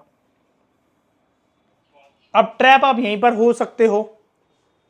One of the first places where people began to grow, सवाल उठता है क्या तीनों crops, barley भी, rice भी और wheat भी, कौन सा मिसिंग था यहां पर इनमें से? राइस। राइस नहीं होना चाहिए, ये स्टेटमेंट गलत है अपने आप में, है ना। दूसरा, Mehrgarh was probably one of the places where people learn to rear, पशुपालन करते थे किसका? भेड़ों का, सुअरों का और गोट्स का, for the first time in this area. किसका? तीनों का करते थे। किसका नहीं करते थे ईशा?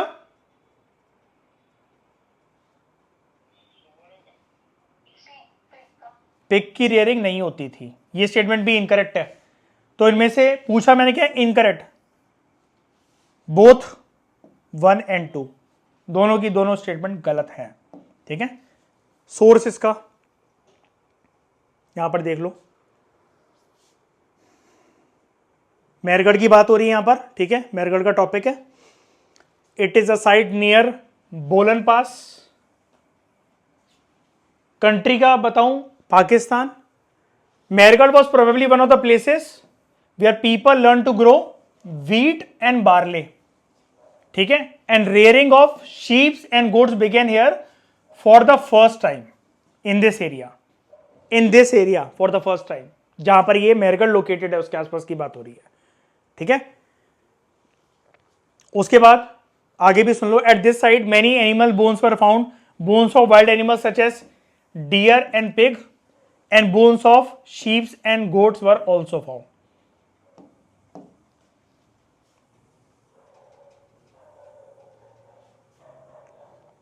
क्वेश्चन नंबर 60 की तरफ बढ़ते हैं दोस्तों।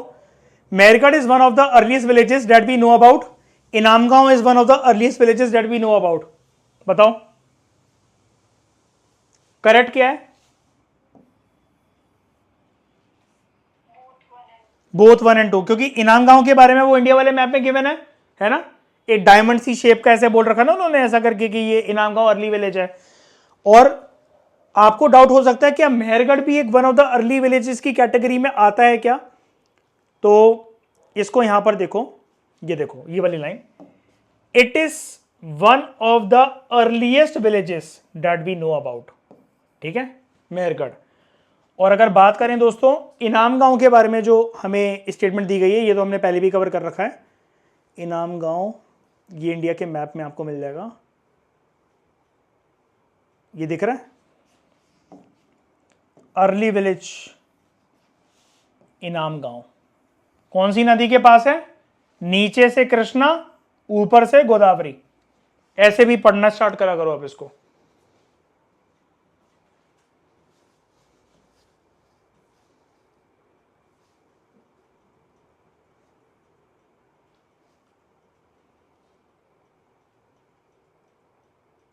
अगला क्वेश्चन,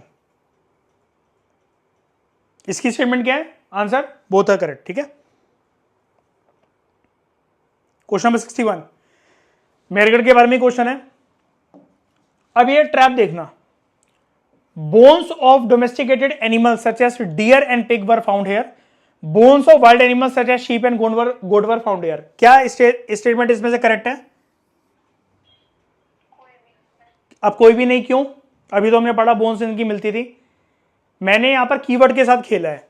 डियर और पिग के बारे में बोन्स, डियर और पिग की बोन्स मिली है, शीप और गोट की भी मिली है, बिल्कुल ठीक है, चारों की मिली है। लेकिन मैंने यहां पर क्या बोला? Bones of domesticated animals. क्या हिरण और सुअर डोमेस्टिकेटेड एनिमल्स थे यहां पर? नहीं, हिरण कैसे हो सकता? मयूर तुम सोच रहे हो बैठ के यार भाई। ठीक है, बोन्स ऑफ वाइल्ड एनिमल्स, ये शीप और गोट वाइल्ड एनिमल्स हैं। अभी जितनी इंफॉर्मेशन हमने गैदर करी है ना, हम नहीं बोल सकते, मतलब हमें पता है कि ये वाइल्ड एनिमल्स नहीं थे। तो ये देखो, मैंने बस इतना सा खेला आपकी रीडिंग स्टाइल के साथ, आपकी साइकोलॉजी के साथ। That at this side many animal bones were found, bones of wild animals such as deer and pig, ये हैं जंगली and also bones of sheep and goat were found, और ये हमें पता है कि अगर ये जंगली हैं, और अभी हमने पहले भी पढ़ा था, sheep and goats were the first set of animals to be reared by humans, domesticated by humans, domestication वाले बॉक्स में देखा था इसको, तो ये डोमेस्टिकेटेड है, इसलिए वो वाली इंफॉर्मेशन मैंने यहां लाके पटक दी। ओके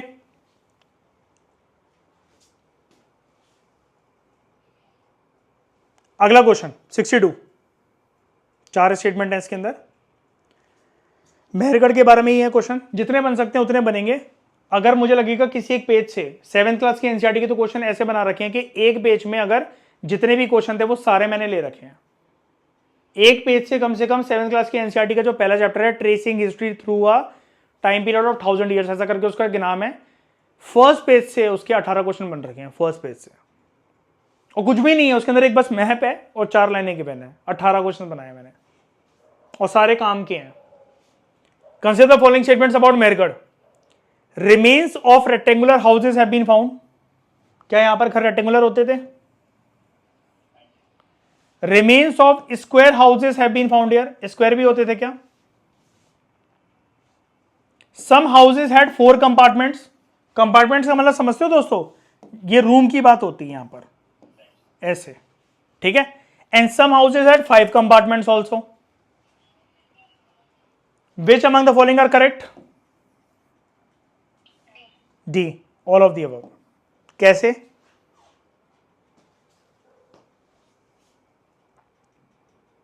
जिन्होंने कभी हिस्ट्री नहीं पढ़ी होगी ना ईशा, और जो टेस्ट अटेम्प्ट कर रहे होंगे या अच्छे से नहीं पढ़ी होगी जिन्होंने, तो उनके दिमाग में तो एक ही चीज आती होगी कि भाई ऐसे सवाल आते होंगे तो भाई हम गए थोड़ी ना इधर, या हमारा घर थोड़ी ना है जो हम बता पाएंगे।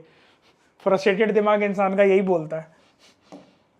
हिस्ट्री लेकिन दोस्तों को पढ़नी चाहिए, हिस्ट्री को नज़रअंदाज मत करो। हिस्ट्री से ही मैंने ये सीरीज शुरू करी है और हिस्ट्री के ऊपर मैं अपने चैनल में बहुत फोकस करता हूँ। जितना टाइम आप करंट अफेयर्स को वेस्ट करने में लगाते हो ना, उतना टाइम अगर आप सिर्फ एंशिएंट और मेडिवल की एनसीईआरटी और तमिलनाडु पढ़ जाओ ना, 4-5 क्वेश्चन ठीक होने की आपकी प्रोबेबिलिटी उस साल एज कम्पेयर टू प्रीवियस जितने भी अटेम्प्ट आपने दे रखे होंगे ज़्यादा बढ़ जाएगी। और एक बार अगर आपका प्रीलिम्स क्लियर हुआ ना, तो मेंस में आपका हाथ ऑलरेडी साफ होगा, या थोड़ी सी मेहनत करने के बाद आप मेंस को भी क्लियर कर लोगे और आप में कॉन्फिडेंस बहुत आ जाएगा।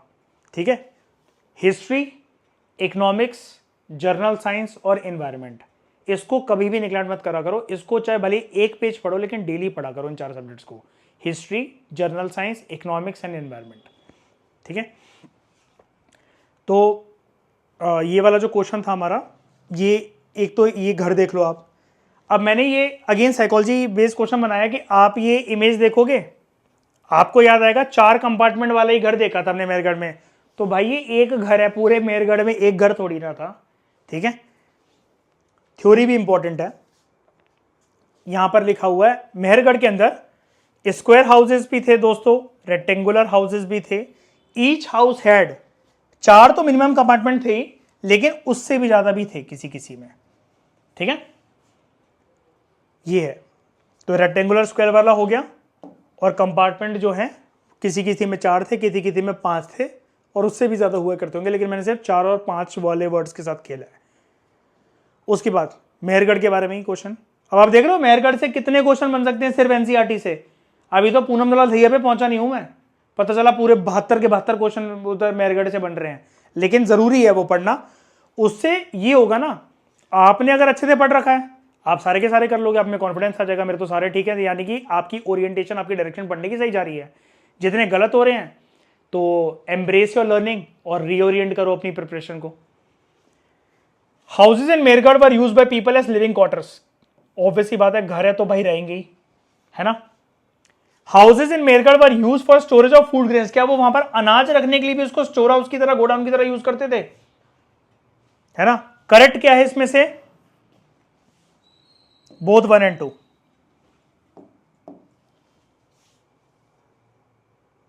यहां पर देखो,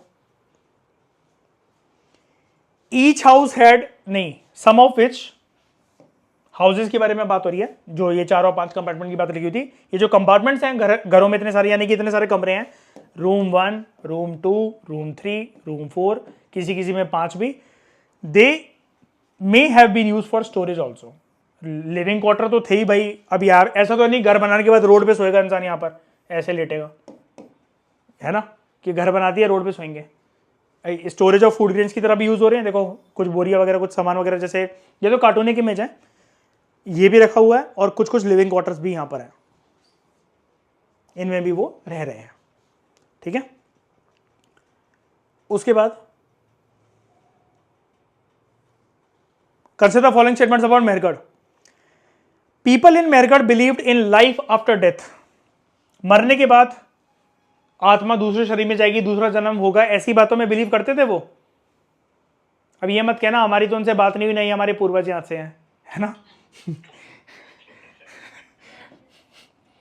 करते थे। अभी प्रूफ देंगे, अभी हम प्रूफ देंगे इसका कैसे। People in Mehrgarh use to bury and burn the dead person. Bury वाली बात तो ठीक है, लेकिन जलने वाले अवशेष भी मिलेंगे क्या? नहीं। अगर ऐसा होता तो यहां पर आपकी बुक्स में एक लाइन लिखी रहती, human ashes have been found from the site of Mehrgarh, या किसी भी साइड। बर्निंग होती थी इंसानों की, शुरू तो हुई, ऑब्वियस बात है, हिंदू परंपरा के अनुसार हम इंसानों को जलाते हैं, कभी ना कभी तो शुरू वो हुई होगा इंडियन सब कॉन्टिनेंट में कहीं ना कहीं। इस जमाने की बात नहीं हो रही यहां पर, और पर्टिकुलरली इस साइड की बात हो रही है यहां पर, तो यहां पर ऐसा नहीं होता था। तो people in Mehrgarh use to bury and burn the dead person, ये लाइन गलत है, ये स्टेटमेंट गलत है। They believed in life after death, ये ठीक है, लेकिन मैंने पूछा क्या इनकरेक्ट कौन सी इसमें स्टेटमेंट, तो आपका आंसर क्या होगा? 1 के 2? 2 ओनली, है ना। उसके बाद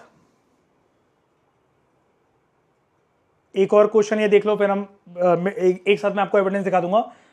eight which side evidence of dead person buried with goats was found. मतलब कि एक इंसान है, उसको बकरियों के साथ गाड़ा गया है। मेहरगढ़, ठीक है, और भी जगह पर ये मिल सकता है, लेकिन अभी इस एनसीईआरटी के अकॉर्डिंग और इन ऑप्शंस के according Mehrgarh is the best choice. ठीक है। अच्छा मुझे एक बात बताओ, इंसान अगर मर जाता था तो जो भी जैसे बकरियां हैं, भेड़े हैं, उसी दिन गाड़ दी जाती थी उसके साथ, जिंदा बकरियां? तो फिर कब? जब बकरियां मर जाती थी उस गड्ढे को दोबारा खोदा जाता था और फिर गाड़ी जाती थी। तो कभी भी जहां पर भी, मतलब मैं ये बता रहा हूं कि साथ में नहीं गाड़ी जाती थी। जैसे आप आगे चल के चैप्टर्स में मेरे साथ देखोगे दोस्तों, एक लवर्स थे, साथ में गाड़े गए हैं वो, मेल और फीमेल। तो ऐसा नहीं था कि जब उनमें से कोई एक मर गया तो उसको बुला लिया, आप तू भी आ जा, लेट जा यहां पर। ठीक है, जिंदा नहीं लेटाएंगे ना जानवर को ना इंसान को। उतनी ह्यूमन मेंटेलिटी उस जमाने में भी काम करती थी। ठीक है, हाँ, ये है दोस्तों वो बकरी वाला। पहले बकरी वाले से पहले वो वाला देख लेते हैं स्टेटमेंट, एक question. When people die their relatives and friends generally pay respect to them. और लाइफ आफ्टर डेथ की जो मैं आपसे बात कर रहा था, उसको हम प्रूव कैसे कर सकते हैं? परहैप्स इन द बिलीफ, वो उसका ख्याल रखते थे डेड बॉडी का, उस जगह की ब्यूरियल साइट का। Perhaps in the belief that there is some form of life after death. और इस वजह से भी, ये तो सिर्फ एक लाइन लिखी हुई है एनसीईआरटी से, इससे थोड़ी ना प्रूव कर सकते हैं। बिकॉज इंसानों की डेड बॉडी के साथ बाद में उसके साथ चीजें जो जीवन भर उसने यूज करी हैं या उसके साथ वो रही हैं, वो गाड़ी जा रही हैं। जैसे यहां पर एग्जांपल आ जाता है, ये एक मेल है और इसके साथ इसकी ये जो बकरियां आपको यहां पर दिख रही हैं, ये गाड़ी गई है। तो this is a burial from Mehrgarh. ठीक है, यहां पर इसके साथ इसकी गोट्स जो हैं वो गाड़ी गई है, बकरियां। ठीक है, तो several sites, burial sites have been found at Mehrgarh. For instance there is one such site जहां पर dead person was buried with goats. और क्यों? In the belief which was probably meant to serve as food in the next world, के अगले जन्म में यही बकरियां उसको दूध देंगी और यही बकरियां उसको मिलेंगी जिससे वो मीट खा सकता है इनका। ओके, अब दो हमारे सोर्सेज के बॉक्सेस हैं यहां पर, फ्रांस वाला और टर्की वाला, है ना। ये इससे क्वेश्चन देखते हैं हमने कैसे कैसे बनाए। तो इसका आंसर क्या होगा? मेहरगढ़ है। ठीक है, question number 66, consider the following statements about aurochs. अब बहुत सारे लोगों को आप में से ये लगा होगा कि ये तो पता नहीं कहां से दे दिया है, और औरॉक होता क्या है। ठीक है, तो ये बॉक्सेस में से है, फ्रांस वाला जो बॉक्स है। औरॉक्स वर वाइल्ड फॉर्म ऑफ हॉर्सेस। बताओ, हॉर्सेस थे, घोड़े थे wild form? They were wild form of cattle. और कैटल क्लियर हो गया था क्या? सिर्फ मैं भैंस को कैटल बोल सकता हूं? बताया था मैंने प्रीवियस लेक्चर में, सिर्फ गाय को कैटल बोलूं? Milching animals and beast of burden, जिनके पीठ पर आप सामान रखकर ढो सकते हो और जिनके हॉर्न्स भी होते हैं। तो कैटल कोई एक एनिमल नहीं होता, कैटेगरी होती है वो एक, है ना। अब देखो ये दो स्टेटमेंट है ना, ये थोड़ी सी आप ऐसा कह सकते हो कि एनसीईआरटी में नहीं थी, लेकिन मुझे आपको यहां से कुछ समझाना था इसलिए मैंने डाली। ये क्वेश्चन अगर आप नहीं कर पाए कोई बात नहीं, टफ कैटेगरी के अंदर था, लेकिन औरोक वर्ड एनसीईआरटी में जरूर है आपकी। आप ये नहीं कह सकते कि आपने क्वेश्चन बाहर से बना दिया। स्टेटमेंट ये वाली दो थोड़ी सी आपको लग सकती है। Aurochs are extinct species of bovine, जो मिल्चिंग एनिमल्स की हम बात कर रहे हैं ना अंजलि, हॉर्न्स वाले और वो करके, उन्हीं को हम बोवीन भी बोलते हैं। तो आज के जमाने में दोस्तों याद रखना, जो आप लोगों को गाय भैंस की कैटेगरी जो देखने को मिलती है, जिस तरीके से उनका हुलिया देखने को मिलता है, ये औरोक उनके पूर्वज थे, लेकिन ये एक्सटेंड हो चुके हैं। और थर्ड स्टेटमेंट से ये वाली बात क्लियर हो जाएगी कि आज की गाय भैंसे आज हमारे सामने है कैसे। Aurochs are considered to be the wild ancestor of modern domestic cattle. जैसे हम डॉग के बारे में बात करते हैं ना Isha, wild ancestor of dog, पहले कुत्ते की भी वेशभूषा अलग सी हुआ करती थी, ऐसी आज की जो गाय भैंसे जैसे वो दिखती थी ना, दिखती हैं, उनकी वेशभूषा अलग थी और वो एनिमल था औरोक। लेकिन अब इसके बारे में कोई करंट डिस्कशन इसलिए नहीं होती आपके आसपास के एनिमल स्पीशीज के अंदर, बिकॉज ये एक्सटिंक्ट हो चुका है। तो ये वाली स्टेटमेंट भी ठीक है इसकी, और ये भी ठीक है इसकी, कि they are considered to be the wild ancestor of modern domestic cattle. आज के समय में जो डोमेस्टिक कैटल होती है ना हमारे घरों में, जो गाय भैंसे वगैरह होती हैं, ये उनका वाइल्ड एंसेस्टर है औरोक। तो which of the statements given above is और आर इनकरेक्ट? ठीक है, वन ओनली, क्योंकि वो वाइल्ड फॉर्म ऑफ कैटल है, हॉर्सेस नहीं है। ठीक है, एक और क्वेश्चन को हम देखते हैं, फिर मैं आता हूं वो फ्रांस वाले बॉक्स पे। Consider the following statements about cave paintings of ancient past. अब देखना, मैंने यहां पर केव पेंटिंग्स के बारे में बोल रखा है एंशिएंट पास्ट। एंशिएंट पास्ट क्या सिर्फ इंडिया का होता है? पूरी दुनिया का हो सकता है ना। पेलियोलिथिक एज के सिर्फ इंडिया में चल रहा था, है ना, पूरी दुनिया में चल रहा था। Humans painted images with the help of ओकर। ओकर क्या होता है? गेरुआ। ठीक है, हिंदी में इसको बोलते हैं गेरुआ, मिट्टी। Humans painted images with the help of iron ore. इसमें आप कंफ्यूज हो सकते हो, यार आयरन ओर से कैसे पेंट हो सकता है? ठीक है, humans painted images with the help of charcoal. ये थोड़ा सा आप लॉजिकली समझ सकते हो स्टेटमेंट को। तो इसमें से करेक्ट क्या है? तीनों का इस्तेमाल करके इंसान पेंट करते थे। 1, 2 and 3 is the right answer. Source अभी मैं दिखाऊंगा, फ्रांस वाले बॉक्स में से ही ये सारे क्वेश्चंस बना रखे हैं मैंने, इसलिए मैं पहले ये कवर करवा देता हूं, फिर एक साथ दिखा दूंगा। उसके बाद consider the following statements about cave paintings of ancient past. Difficult category का क्वेश्चन है आप लोगों के लिए, लेकिन थोड़ा सा आपको पता होना चाहिए था। नहीं, ये वाला नहीं, इसके अगले वाला, ये तो इजी है। Paintings were done on ceremonial occasions. ठीक है, कोई इंपॉर्टेंट ओकेशंस हुआ करती थी तब। Paintings were done for spiritual rituals, special rituals, and paintings were done for entertainment purpose also. Journal की स्टेटमेंट है ये तो। ठीक है, करेक्ट क्या है इनमें से?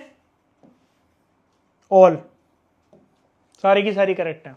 ठीक है, ये क्वेश्चन ठीक हुए फ्रांस के बॉक्स वाले, ईशा, अंजलि, मयूर, आप लोगों के सारे ठीक है। वो बोबीन वाला गलत हो गया होगा शायद से ईशा, है ना, कोई बात नहीं। उसके बाद ये वाला क्वेश्चन मैं आपको बता रहा था कि ये डिफिकल्ट कैटेगरी के अंदर है, इसके लिए एनसीईआरटी आपको ध्यान से पढ़नी चाहिए थी, वो जो फ्रांस वाला बॉक्स है। Consider the following statements about cave paintings of ancient past. Images of reindeer. Reindeer पता है कौन सा जानवर होता है? सेंटा क्लॉज के साथ फोटो देखिए जिसकी, वो आते हैं बग्गी पे, सेंटा क्लॉज बैठ के, उनके आगे जो भाग रहे होते हैं बर्फ पे, वो रेंडियर होते हैं। ठीक है, images of reindeer has been found in the caves of France but not in India. अब ये इन तीनों स्टेटमेंट में से ना, but not in India, but not in India, but not in India, ऐसी स्टेटमेंट यूपीएससी को पूछना बहुत पसंद है। अब थोड़ा सा लॉजिक लगाना।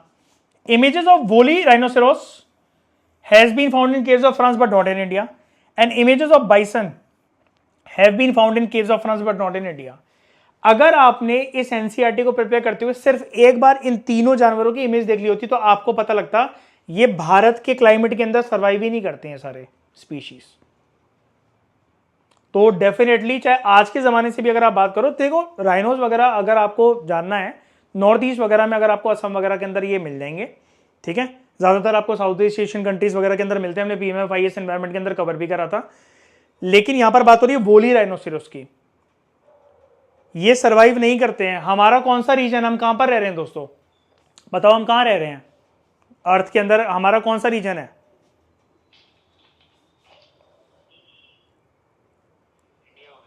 नहीं मतलब हम टेम्परेट में रह रहे हैं, कहां रह रहे हैं, आर्टिक में रह रहे हैं, कहां रह रहे हैं, है ना? हमारा जो है रीजन वही है, हम टेम्परेट रीजन में तो नहीं रह रहे हैं, ठीक है। ये एनिमल्स ही सर्वाइव वहां करते हैं, ठीक है। करेक्ट क्या है इनमें से? ऑल आर करेक्ट, ठीक है, ऑल आर करेक्ट। तो ये जो है आपको यहां से देखने को मिल जाएगा। ये है केव पेंटिंग्स इन फ्रांस। कुछ बच्चों ने ढूंढा था इस केव को फ्रांस के अंदर, ठीक है।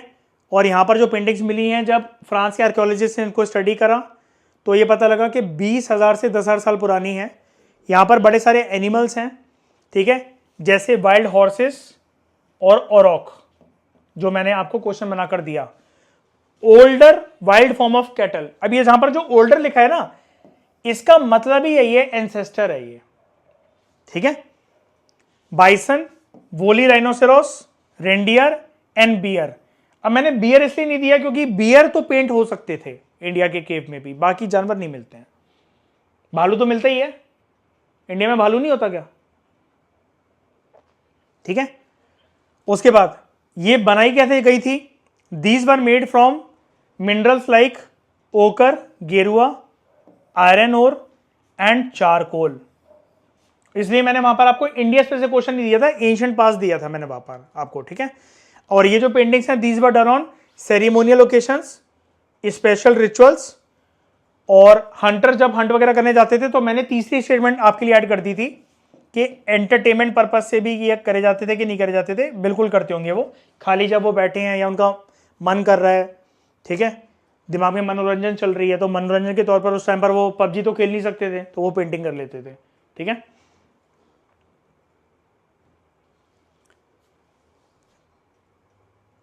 उसके बाद लास्ट के 2-3 क्वेश्चन, 4 क्वेश्चन और रह गए। Catalhoyuk is the site located in कौन सा देश? टर्की, ठीक है, इजी है। अब थोड़ा सा लेवल अप करते हैं। कैटल हुयुक इज अ साइट, कैसी साइट है? ये ध्यान से जिसने पढ़ा होगा वही कर सकता है। कैसी साइट है कैटल हुयुक? ईशा, मयूर कह रही, ईशा कह रही मुझे नहीं पता। न्यूलिथिक साइट है, ठीक है। Catalhoyuk is a neolithic site. गलत हो गया ईशा ये वाला क्वेश्चन? अटेम्प्ट सारे करा करो, एनसीईआरटी से अगर नहीं कर रहे हो तो अपने आप को थप्पड़ मारा करो। उसके बाद अच्छा, मैं यार टेलीग्राम पे सेंड करता हूं दोस्तों। ईशा कह रही है कि उसकी एनसीईआरटी में वो गिवन नहीं है। टेलीग्राम पे मैं हमेशा पीडीएफ सेंड करता हूं टेस्ट से पहले। एनसीईआरटी वगैरह की कर दूंगा मैं। स्टैंडर्ड बुक्स के लिए मैंने आपको पता ही है कि टेलीग्राम एडवांस चैनल बना रखा है, जहां पर आपको 21 रुपीज़ की मंथली सब्सक्रिप्शन पे करनी पड़ती है, और सारी बुक्स जितनी यूपीएससी की होती है स्टैंडर्ड बुक्स, उन सब की पीडीएफ आपको मिल जाती है वहां पर, ठीक है। हाँ, ये वाली जो एनसीईआरटी है मैंने टेलीग्राम पे डाल रखी थी कि हर टेस्ट से पहले बताता हूँ मैं कि ये वाली कर लो, एक बार क्रॉस चेक कर लिया करो हमेशा उसे, ठीक है। उसके बाद consider the following statements about Neolithic as. ये वाला जो क्वेश्चन था हमारा, पीपल यूज टू, नहीं ये अभी आपने करा नहीं है ना, ये वाला करा है, ठीक है। क्वेश्चन नंबर 72 देखो एक बारी। Consider the following statements about Neolithic as.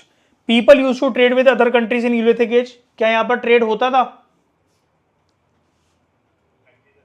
और अगर ट्रेड होता था तो क्या मैं ऐसा कह सकता हूं कि यहां पर सम फॉर्म ऑफ ग्लोबलाइजेशन आपको देखने को मिलता था? ट्रेड का एक रूप ही है ना दूसरी कंट्रीज के साथ। ग्लोबलाइजेशन की डेफिनेशन क्या होती है दोस्तों?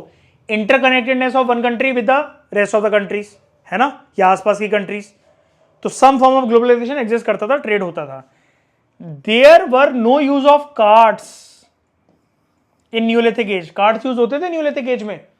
आपने सुना है यहां पर व्हील वगैरह या इन्वेंशन किसी व्हील की और वो कार्ट वगैरह या ऐसा कोई आपको कुछ मिला हो अवशेष, एविडेंस? ठीक है, क्या ये ठीक है कि गलत है सेकंड स्टेटमेंट?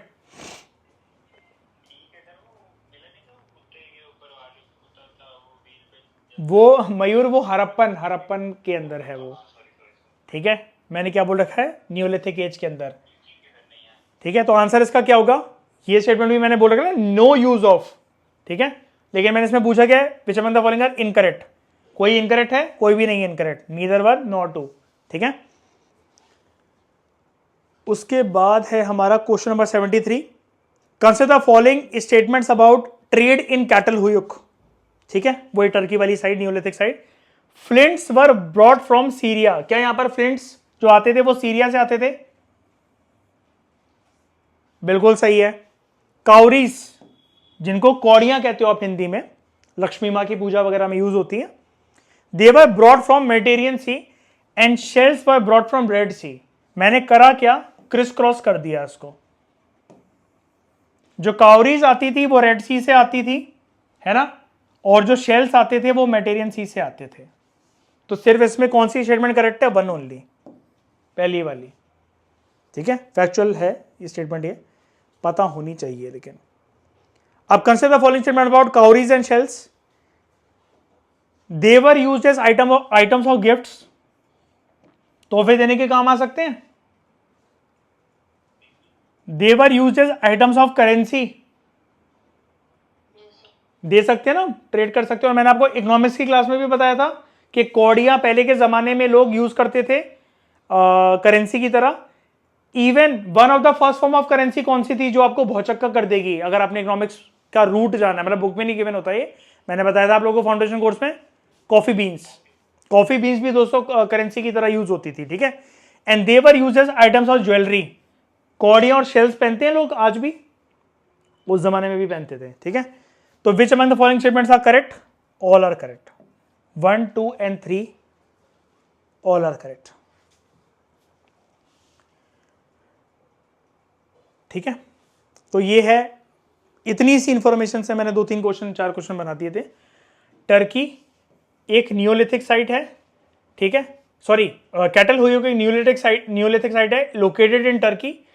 और यहां पर इधर के जो रूलर थे वो बहुत ग्रेट डिस्टेंसेस से सामान मंगवाते थे। फ्लिंट आता था सीरिया से, कौड़ियां आती थी रेड सी से, और जो शेल्स हैं वो आते थे मेडिटेरियन सी से। और यहां पर देखो न्यूलिथिक एज है ना ये, there was no use of cards. ठीक है, most things have been carried on the back of pack animals such as cattle, या फिर लोग ही उनको वो कैरी करते थे। अब उन्होंने जो मैंने क्वेश्चन आपको कौड़ियां वाला दिया ना, मतलब ये कौरीज और शेल्स वाला, वो यहां से दिया है। इन्होंने हमसे पूछा ना, what do you think cowries and shells would have been used for, तो मैं बैठ के सोच रहा था, तो मेरे को लगा ज्वेलरीज के लिए, करेंसी के लिए, गिफ्ट्स के लिए, बना दिया क्वेश्चन। ओके, इसके बियॉन्ड आपको कुछ भी इस चैप्टर के अंदर इर्द गिर्द दाएं बाएं ऊपर नीचे left right criss cross section में कुछ भी नहीं मिलेगा।